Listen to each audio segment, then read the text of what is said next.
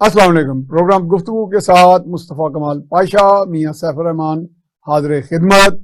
मौज़ूआत ताज़ा तरीन, लतीफ़ अफरीदी साहब का कत्ल, जो सुप्रीम कोर्ट बार एसोसिएशन के सदर थे पहले और बड़े नामवर वकील थे।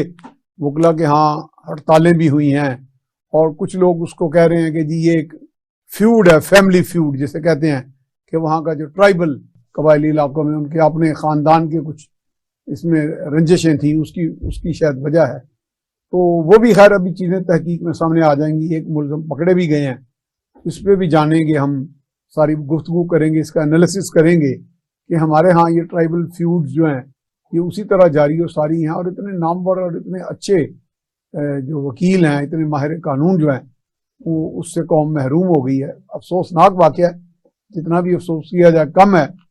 और इधर आ जाएं तो पंजाब में जो काफ लीग का पीटीआई में जम होने वाली बात की जा रही है और बड़े जोशो खरोश से बात की जा रही है, कई इंदिए दिए जा रहे हैं। परवेज़ इलाही साहब भी बारहा इस तरह के कोई बयान दे रहे हैं। मेरा ख्याल परवेज़ इलाही साहब भी जो वज़ीर आला हैं अभी तक, वो भी यू टर्न के कुछ माहिर दिखाई दे रहे हैं। उनको भी बीमारी पड़ गई है इमरान खान की फॉलोइंग में, और उसमें वो कभी जम होने की बात करते हैं। हालांकि बहुत सारे जो सीनियर एनालिस्ट हैं वो तो कहते हैं वो तो अपनी पहचान, अपनी शनाख्त जो भी माड़ी मोटी है थोड़ी सी बची हुई उनकी इज्जत सादात, वो भी जाएगी। वो जाएगी कि नहीं जाएगी ये हम डिस्कस करेंगे गुफ्तगू में, गुफ्तगू करने इसलिए हम बैठे हैं यहाँ पे। और बाकी एक मौजू है, और भी कुछ इसमें मौजू आएंगे। एक अभी तक करंट मौजू चल रहा है कि कराची में जमात इस्लामी की सीट्स जो हैं उनका भी जिक्र आया है। वहाँ पे हाफिज नईमुर रहमान जो हैं वो कह रहे हैं कि जी ये हमारी सीट्स ज़्यादा थी लेकिन उसमें मैनिपुलेशन हुई है, और वो बज़ाहिर दिखाई भी दे रही है। कुछ ऐसे भी गुमा हो रहा है कि माजी में कुछ ओहदेदार किसी और तरफ के और डिवाइड के ये काम करते थे, अब इस तरफ के भी करने लग पड़े हैं, गालिबन जिसे आप सिविल इंतजामिया कहते हैं, क्योंकि वहाँ पीपल्स पार्टी का राज है और वो राज बबर की तरह मेरा ख्याल है वो काम दिखाए जा रहे हैं। और उसकी एक दलील ये दी जा रही है कि इतने थोड़े थोड़े वोटर टर्नआउट था, इतने थोड़े थोड़े वोट पड़े और उसमें नताइज जो है वो 24-24 घंटों तक मुरतब हो गए, उसके बाद आए, ताखीर से आए। ये भी एक बात है। उधर पीपल्स पार्टी के सईद गनी कहते हैं जी मेरा अपना भाई हार गया और हमारे 2 बंदे हार गए अपने, तो हमने अगर ये मैनिपुलेशन करनी थी तो हम 96 सीटें लेते, हम पूरा 124 लेके अपना मेयर बनाते, तो हम ये मखलूत वाली मेयर बनाने वाली बात ना करते। तो ये सारी तीनों चीज़ें के साथ, और मुस्तफ़ा कमाल पाशा हर वक्त लैस होते हैं। मिसाइल है मेरा ख्याल है, हल्के फुल्के नहीं, बड़े भारी भरकम। तो जनाब पाशा साहब एक मिसाइल दागे ना, पहले कहाँ से शुरू करना चाहेंगे? पहले कराची से आ जाए, कराची से शुरू, फिर आगे आते हैं। ये सब बात ये है कि ये जो दूसरा मरला जी इलेक्शन का हुआ है, इसमें 3 चीजें बड़ी वाज़ेह हो गई हैं। पहली बात तो ये है कि कराची जो है ये तकरीबन 3 करोड़ आबादी का शहर है, और बल्कि अब तो वो कहते हैं 3.5 करोड़, 3 कंफर्म है, सही कंफर्म है। और पाकिस्तान का मुआशी हब भी है। पाकिस्तान में जितना टैक्स कलेक्ट होता है उसका तकरीबन 60% से ज्यादा जो है ये कराची से। अच्छा, आप बातें बिल्कुल मुदल्लल कर रहे हैं, कई लोग 70-75 भी कह रहे हैं, 60, लेकिन आप चूंकि इस मामले में you want to be on the safe side जी, गलत बात ना की जाए, 60% मुबालगा नहीं करना, नहीं 60% जो टैक्स कलेक्शन है वो वहां से होती है, कम से कम। और तमाम पाकिस्तान की मुख्तलिफ कौमियतें हैं, नस्लें हैं, लिसानी कौमियतें हैं, इलाकाई कौमियतें हैं, कबायली हैं, जो भी वो सब वहां पर पाई जाती हैं। यानी पंजाबी भी है, पठान भी है, वहां पे सिंधी भी है, आबादगार भी हैं, जी, लिसानी, और बल्कि कई और भी जैसे पारसी और दीगर कई। जी मैं आ रहा हूं उसी तरह कि मजहबी अकलीतें भी वहां पर पाई जाती हैं। इस वाले से वहां का माहौल जो है वो कॉस्मोपॉलिटन है, और कराची का जो पॉलिटिकल एक्यूमेन है एज ए होल बड़ा अच्छा वो पूरे पाकिस्तान से ज्यादा हाई लेवल का। मेरा ख्याल मैं इस बात पे बिल्कुल मुतफिक, ठीक है, बिल्कुल।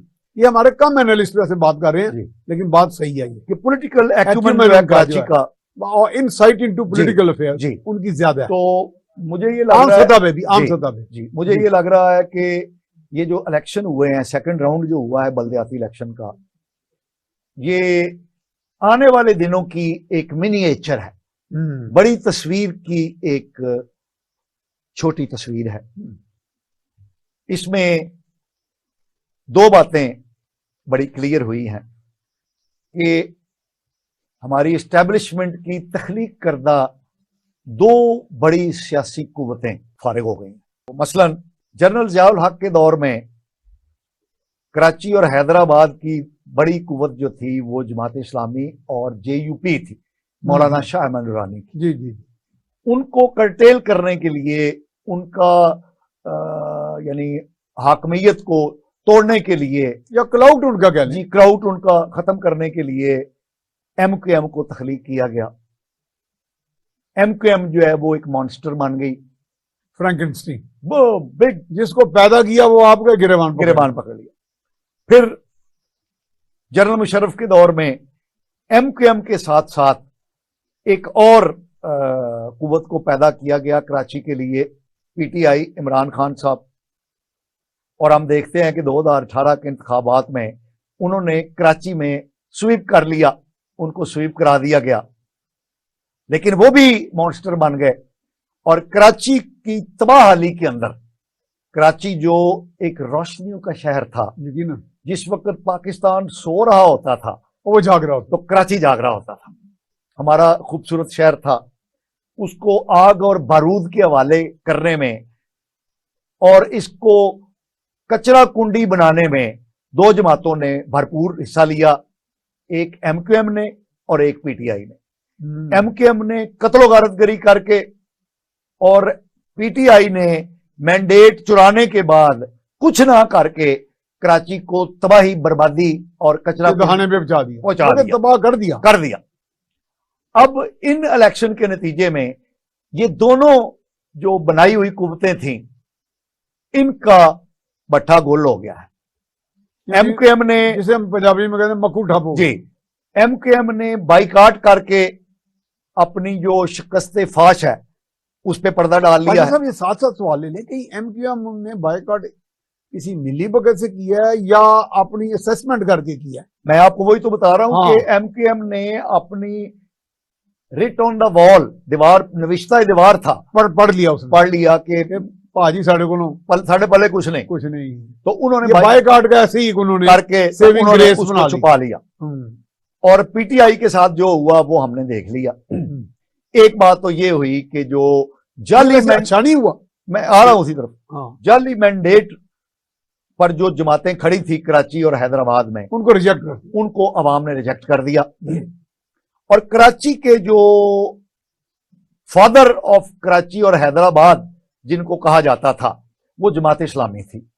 उनकी बहुत खिदमत। अच्छा, आप देखें कि जमात इस्लामी का एक कमाल ये है कि उन्होंने हर सतह पर क़यादत दी है कौम को, और कराची के अवामी सतह पर काम करने के हवाले से मेयर अब्दुल सत्तार अफगानी और नेमतुल्लाह खान साहब, ये एक टावरिंग पर्सनैलिटीज दोनों हुई हैं जिन्होंने कराची को रोशनियों का शहर बनाने में बुनियादी किरदार अदा किया। डेवलपमेंट हुई है, और ये इस दौरान फिर जब ये मैंडेट अवाम का चुरा लिया गया तो एमक्यूएम को जाली मैंडेट के जरिए मुसल्लत किया गया। इसी तरह पीटीआई को जाली मैंडेट के जरिए कराची पर मुसल्लत किया गया। लेकिन अब जबकि हमारी मुसल्लत वाली कुव्वतें पीछे हट गई? नहीं, पीछे नहीं हट गई। अच्छा, वो अभी मौजूद है। देखें, उनको कौम ने मियां साहब सुन लेना, ये मुसल्लत की गई कुव्वतें थी दोनों, एमक्यूएम और पीटीआई। इनको मुसल्लत करने वाले पीछे हटे हैं। मैं करने वालों की बात कर रहा हूं। हाँ, वो पीछे, आपका पैगाम कौम समझ रही है लोग कि मुसल्लत करने वाले जब पीछे हट गए हैं तो ये धर्म करके गिर गई हैं। और जो असल नुमाइंदा मैंडेट है वो जो सुबह सिंध के लोगों का सामने आ गया, वो खिल के सामने आ गया है। इसमें भी कोई शक नहीं है। नहीं, सही है कि सिंध के जो अवाम है उनमें पीपुल्स पार्टी, भुट्टो खानदान मारूफ है। तो अब आप देख लें कि पहली और दूसरे नंबर पर पीपुल्स पार्टी और जमात इस्लामी आए हैं, तकरीबन नेक एंड नेक, ठीक है, साथ। तो इसका मतलब ये है कि हकीकी मैंडेट जो है अवाम के हकीकी नुमाइंदों को कराची और हैदराबाद में मिल गया है। एक बात ये हुई। दूसरी ये हो गई कि जो जालसाज मॉन्स्टर बने हुए थे, ग्रुप जो थे वो एलिमिनेट हो गए पॉलिटिकल कैनवस के ऊपर से। ठीक है, उनका यानी तनाजुली शुरू है। अब आने वाले दिनों में जो पंजाब यानी और बड़ा कैनवस जो है, बड़ा कैनवस जो आना उसमें है, भी तनाजुली आएगी। पंजाब और केपीके में जो आम सूबाई इंतखाबात होने हैं, और जो अक्टूबर में अक्टूबर के अंदर जो आम इंतखाबात होने हैं कौमी सतह पर, उनकी एक हल्की सी झलक हमें इसमें नजर आ रही है। ट्रेलर जिस साहब चल गया। मसलन पीटीआई ने अपनी वो साबका रवश इख्तियार की हुई है कि मैं ना मानूं कि जी धांधली हो गई, धांधला हो गया, इलेक्शन कमीशन नाकाम हो गया, उसने धांधली की, बला बला बला। उन्होंने इधर भी जो अवामी मैंडेट है उसको मानने से इनकार कर दिया है, और मुझे कोई उसमें ताजुब नहीं है, क्योंकि पीटीआई जो है वो रौला पार्टी है, बुनियादी तौर पे उसकी जड़ें अवाम में नहीं है। उनको हमारी इस्टेब्लिशमेंट ने मुसल्लत किया था, और अवाम ने उठा के उनको कराची और हैदराबाद में फेंक दिया। इसका मतलब कराची और हैदराबाद की अवाम ने बाकियों को भी लीड दे दी। जी अच्छा, कि जनाब अब आने वाले इंतखाबात में जो मुझे नजर आ रहा है, और ये इमरान खान साहब कह चुके हैं कि मुझे अगर 2/3 मेजॉरिटी ना मिली तो मैं हुकूमत नहीं लूंगा। इसका मतलब है कि मुझे अगर क्लीन स्वीप ना मिला तो मैं रौला पाऊंगा। इसका मतलब ये है कि आने वाले दिनों में भी पीटीआई जो है, क्योंकि जाहिर है उसकी अवाम में कोई इतनी गहरी जड़ें नहीं है, यानी 2018 में इनको पूरी कुव्वत के साथ मुसल्लत करने की कोशिश की गई, फिर भी सादा अक्सरियत ये नहीं ले सके। फिर भी कोalition बनी, इधर के तरलेकार उधर तोड़ फोड़ के डाले गए, साथ जोड़े गए। और अब मुझे ये नजर आ रहा है कि पीटीआई अब सादा वाले भी कुछ चक्कर नहीं, सादा वाला भी चक्कर नहीं है। तो पीटीआई तो आने वाले दिनों में भी सड़कों पर ही रुलती खुलती और ये एहतजाज करती हुई नजर आएगी। लेकिन मेरा ख्याल है एहतजाज अब लोग भाई नहीं करेंगे। नहीं, लेकिन रोड़ा डालने में कुछ माहिर हैं वो, जरा नहीं बहुत माहिर है इस मामले में। मैं इंडिया के बाद ये एक ताकत है पाकिस्तान के अंदर, नहीं जिसकी डिसइंफॉर्मेशन बड़ी चलती है। पीटीआई ने तो मियां साहब जो एहतजाजी सियासत है, रौले गोले की सियासत है, उसको एक नई शक्ल दी है। जो सोशल मीडिया का इस्तेमाल है, इलेक्ट्रॉनिक मीडिया का इस्तेमाल है, अगर किसी जमात ने इफेक्टिवली किया है तो वो पीटीआई है। यानी झूठ भी सच लगता है, झूठ भी सच लगता है। असल में तो आप ये कहना चाहते हैं, यानी इतना खूबसूरत अंदाज में वो पेश करते हैं झूठ। अच्छा मुझे बताएं कि इनके एक बड़े चाहने वाले हमारे एक एंकर हैं जी, वो उनको लाखों की फॉलोइंग हो गई है, मिलियंस की। उन्होंने जब से दरफुंतनी छोड़ी है कि मुसल्लह अफवाज में 5000 अफसरान रिजाइन कर गए हैं, तो वो उनका और गुड़ी चढ़ गई ऊपर। तो ये मेरा ख्याल है ये भी तो उनके साथ कोई इसी डिजिटल मीडिया के साथ इनकी। अच्छा मियां साहब एक बात याद रखिएगा कि डिजिटल मीडिया का नो डाउट ये इफेक्टिव यूज करते हैं, लेकिन जो फॉलोइंग के तौर पर कहा जाता है कि इमरान खान साहब के सोशल मीडिया पर फेक है, मैं नहीं कह रहा ये फेक है। अच्छा, ये पिछले दिनों जब कंट्रोल संभाला एलन मस्क ने, तो आपको पता है कि 1,30,00,000 फेक अकाउंट्स निकले इमरान खान साहब के ट्विटर के, और वो उन्होंने निकाल दिए। और ये ट्विटर के माहिर हैं। तो ये ट्विटर ने फेक जो करार दिया है, मैं नहीं कह रहा, ये ट्विटर ऑन रिकॉर्ड है, ट्विटर वाले कह रहे हैं। तो ये माहिराना तरीके से इस्तेमाल करके, ब्लफ की सियासत करके, तो ये एक पैदा करते हैं, एक सिचुएशन पैदा करते हैं। लेकिन ये है कि अब आहिस्ता आहिस्ता अवाम को पता चलना शुरू हो गया, एक्सपोज हो गए हैं कि झूठ और कज़ब की जो सियासत है, देखिए झूठ के पांव नहीं होते। तो इमरान खान साहब ने ये जो अप्रैल 2022 में जब ये हुकूमत से निकाले गए हैं वोट ऑफ नो कॉन्फिडेंस के जरिए, उसके बाद तो ऊपर तले इमरान खान साहब ने झूठ की ऐसी सियासत की है। और उसमें सबसे बड़ी बात देख लें कि जो उन्होंने कातलाना हमले का ड्रामा रचाया, गोलियां लगने का ड्रामा रचाया, लगी कोई नहीं, कुछ भी नहीं लगी, और वो मुसलसल वो पट्टियां बांध के प्लास्टर कर। कई तो कह रहे हैं, आपने गौर किया वैसे, कहते हैं कभी एक तरफ पट्टी उधेरी कभी दूसरी तरफ। झूठ के पांव नहीं होते, ऐसा करते नहीं, तो नजर आ रहा है। अच्छा, कभी एक पांव में कभी एक। अगर असली गोलियां भी लगी हों तो गोलियां लगने के बाद प्लास्टर नहीं चढ़ाया जाता, प्लास्टर तो फ्रैक्चर में होता है, और जब फ्रैक्चर हो तो उसमें फिर चला नहीं जाता। तो इमरान खान साहब तो सारा कुछ कर रहे हैं, लोग तो और उनको मानने लग पड़ेंगे, उनके चाहने वाले। कि इतनी मावराई ताकत है उनके पास कि उनको होता ही कुछ नहीं। ताकत तो है मियां साहब, ये मानना पड़ेगा। काबिल तस्लीम। इमरान खान साहब सतरे बतरे नहीं लगते, उनकी जो ताकत है वो नजर आती है। मियां साहब, मेरा ख्याल है कि हम एक छोटा सा शॉर्ट ब्रेक ना ले लें। बिल्कुल नहीं। नाजरीन, मुस्तफ़ा कमाल पाशा और मियां सैफुर रहमान की गुफ्तगू जारी रहेगी। हम एक शॉर्ट ब्रेक पर जा रहे हैं, हमारे साथ रहिएगा, हम दोबारा वापस आएंगे।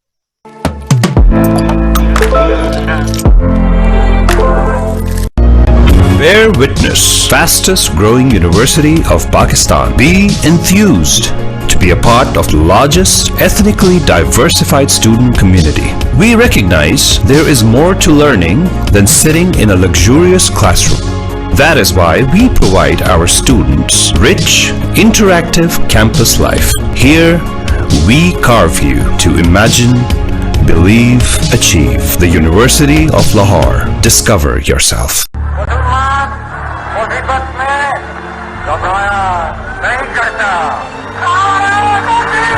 मीनार पाकिस्तान 1940 की एक स्पेशल याद। 14 अगस्त आजादी का वो स्पेशल दिन।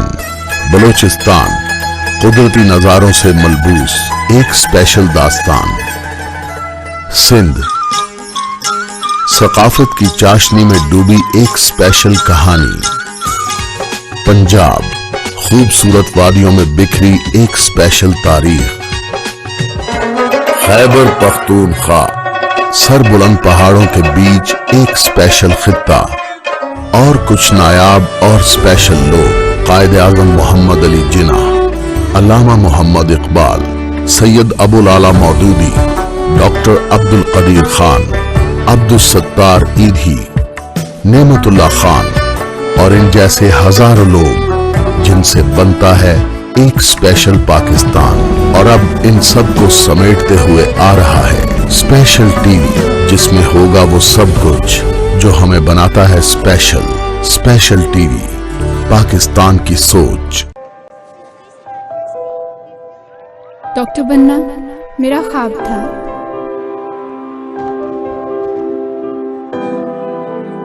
अल्हम्दुलिल्लाह पूरा हुआ। इंजीनियर बनना मेरा शौक था।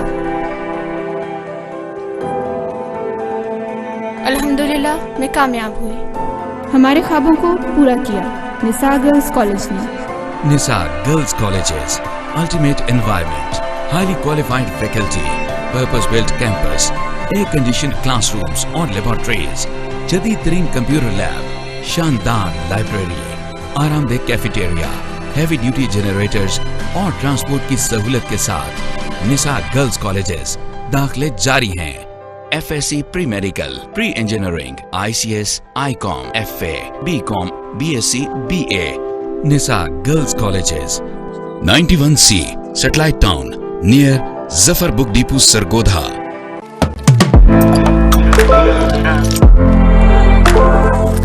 स्पेशल टीवी के प्रोग्राम गुफ्तगू के साथ मुस्तफ़ा कमाल पाशा और मियां सैफुर रहमान हाज़िर खिदमत। मियां साहब जनाब, वक्फे में जाने से पहले हम बात कर रहे थे कि ये बल्दियाती इंतखाबात के नताइज ने जो एक जी सूरत एक जो नक्शा हमारे सामने खींचा किया है, एक बड़ी खतरनाक बात सामने आई है उसमें कि जीतने वालों ने भी और हारने वालों ने भी इलेक्शन कमीशन के खिलाफ एहतजाज किया है। जमात इस्लामी पीपल्स पार्टी को और आरओ उसको मुखातिब करके कह रही है कि उन्होंने रिजल्ट की ताखीर करके कपड़ा करने की कोशिश की है। जी। और जमात इस्लामी के हाफिज नईम साहब ने तो बाकायदा ये टेलीविजन पर आकर कहा है कि हमारी सादा अक्सरियत को पीपल्स पार्टी ने बदलने की कोशिश की है। सही। और यही बात JUI के जो सुमरू साहब हैं उन्होंने भी टेलीविजन पर आकर कहा है कि पीपल्स पार्टी जो है उसने हमें हराने की कोशिश की है। यही बात MKM पहले कहती रही है इलेक्शन से, और यही बात PTI जो है वो इलेक्शन कमीशन के बारे में कह रही है। तो आपको नहीं नजर आता कि ये खतरनाक सूरत हाल है? नहीं, ये है। वैसे देखिए, इलेक्शन कमीशन ने काफी हद तक कुछ औकात में असर्ट भी किया है, लेकिन यहाँ कुछ ऐसा गुमा हो रहा है कि सिंध में सिविल इंतजामिया ने भी वो टेक्निक सीखी हैं और डोमिनेट किया है सीन को। हेराफेरी में थोड़ा बहुत कुछ किया गया है, जिसमें देखें हाफिज नईमुर रहमान की जो है ना बड़ी क्रेडिबिलिटी है। उनका ये कहना आ कि जी हमारे पास प्रूफ है, वो तो प्रूफ भी अब अगले चंद दिनों में एक्सपोज हो जाएंगे कि हमारे पास प्रूफ है कि हम तकरीबन 100 सीट जीत रहे थे, यानी सादा अक्सरियत जो है।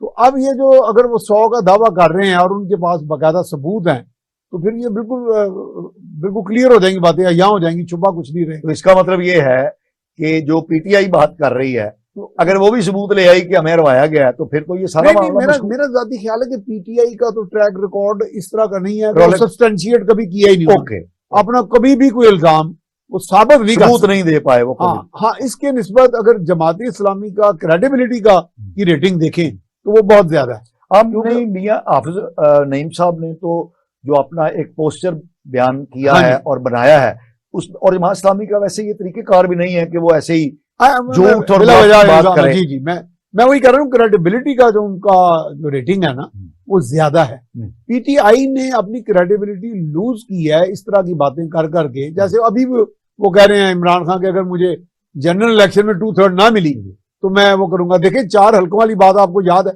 4 हल्कों में क्या निकला? कुछ भी नहीं। और फिर उन्होंने कहा जुडिशियल कमीशन बना लें, जुडिशियल कमीशन भी बन गया। फिर अगर जुडिशरी पे भी उन्होंने बेतमादी की, तो कहने का मकसद है कि ये चीजें तो खैर जब सारी चीजें सबूतों के साथ सामने आएंगी तो पता चल जाएंगी।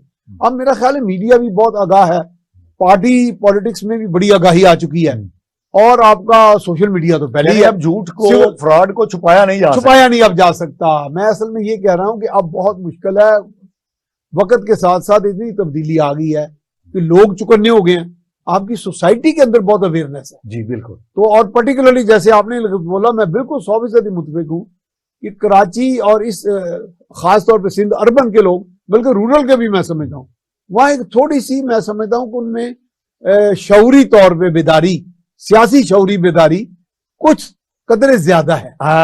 ये चीज मुझे महसूस काफी दिनों से भी हुई है, और वहां जहां आगे भी आप देखें ना, वैसे देखे ना, एक इतनी मल्टी एथनिक सिटी हो, इतनी डाइवर्सिटी भी आपके अंदर एक जहानत आपकी पैदा कर देती है, वैरायटी पैदा करती है। तो वैरायटी और डाइवर्सिटी जो है वो आपको, वो जो आपने लफ्ज बड़ा अच्छा बोला, पॉलिटिकल एक्यूमेंट, अब मैं इस्तारा लेके वो यूज करूंगा कि पॉलिटिकल एक्यूमेंट बढ़ जाता है, आपकी इनसाइट डेवलप हो जाती है चीजों में।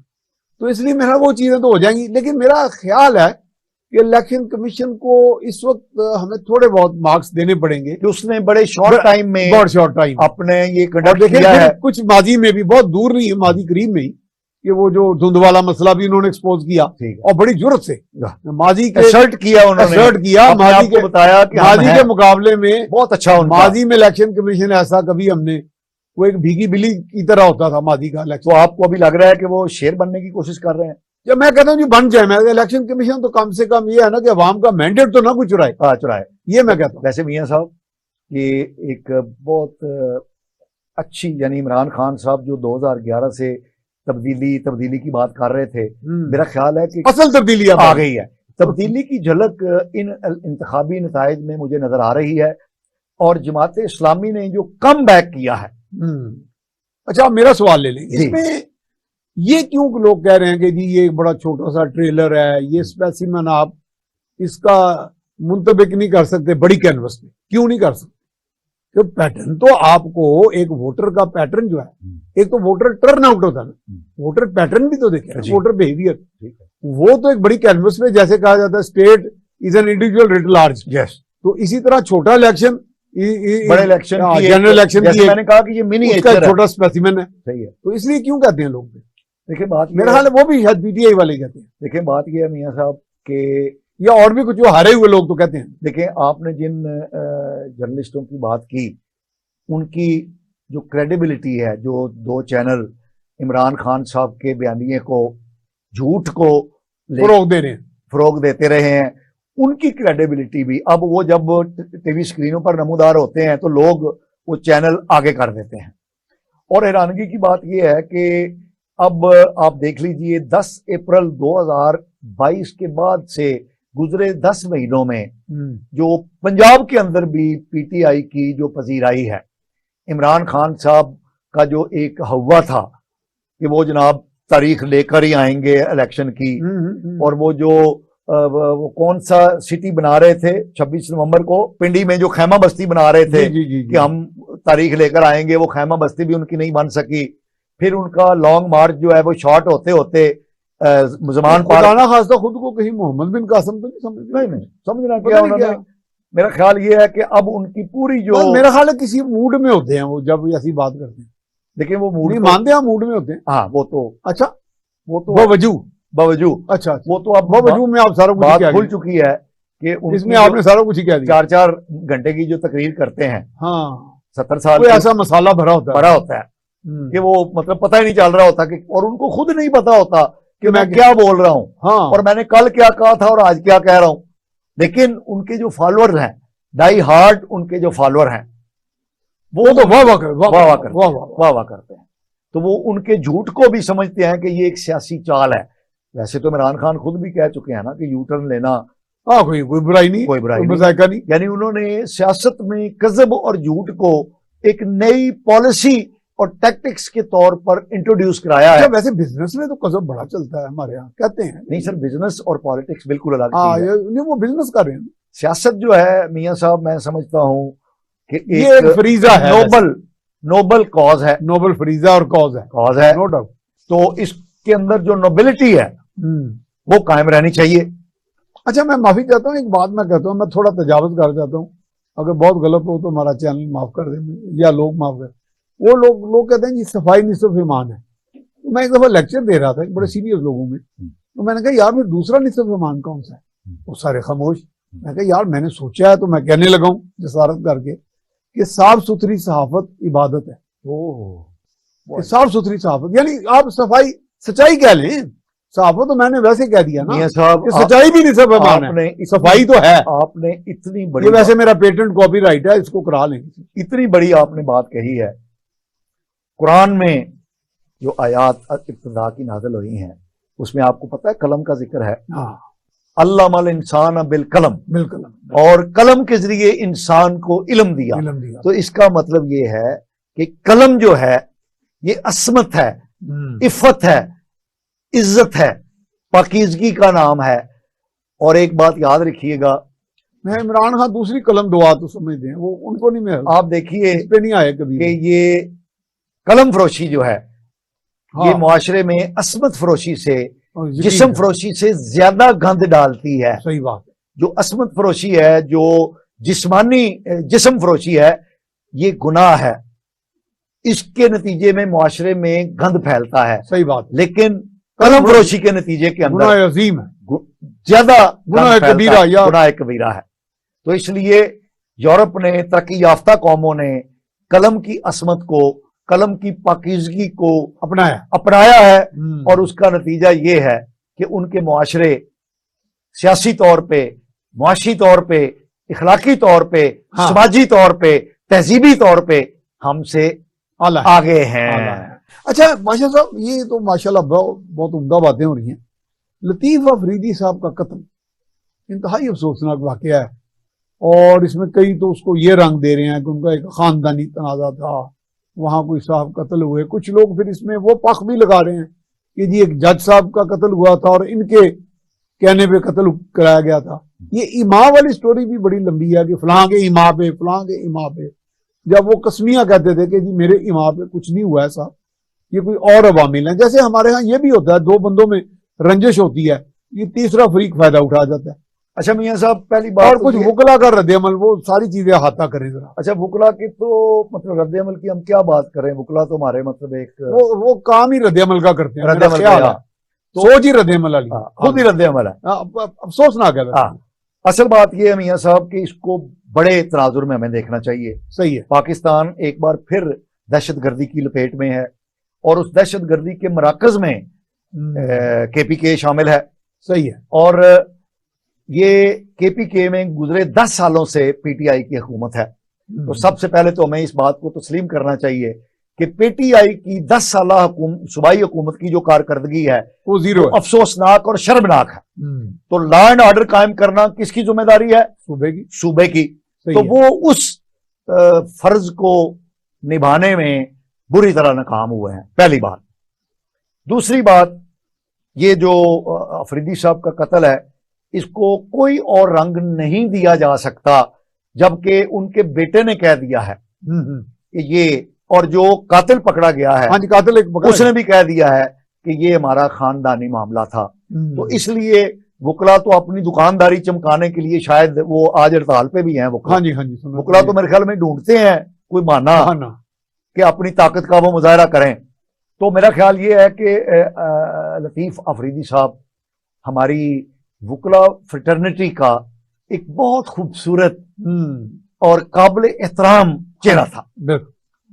और मैं मियां साहब, हमने अभी वकला की वो जो क्लास ली है वो अपनी जगह पर है, लेकिन हमारे मुआशरे में वकला का जो पेशा है वो एक तकद्दुस वाला पेशा है। और आप देखिए, इंसाफ दिलाने वाला, अगर इंसाफ दिलाए तो, और आप देखिए ये शर्त है कि पाकिस्तान को बनाने वाला कायदे आजम एक वकील था, वकील थे। और पाकिस्तान की सियासत में जो बड़े नाम हैं, टॉवरिंग जो पर्सन्स हैं, उन्होंने उनमें से बहुत सारे नाम माहिरीन कानून थे, वो माहिरीन कानून थे और कानूनदान थे।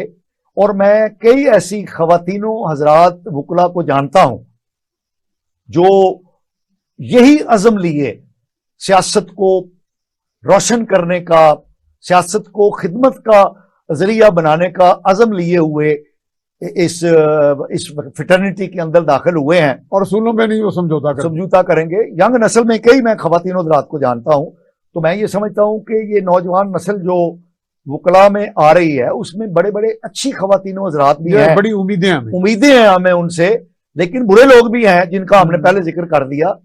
लेकिन पाकिस्तान की सियासत के अंदर बड़ी बड़ी तहरीकों में हरावल दस्ते का किरदार अदा करने में वकला का बड़ा रोल है।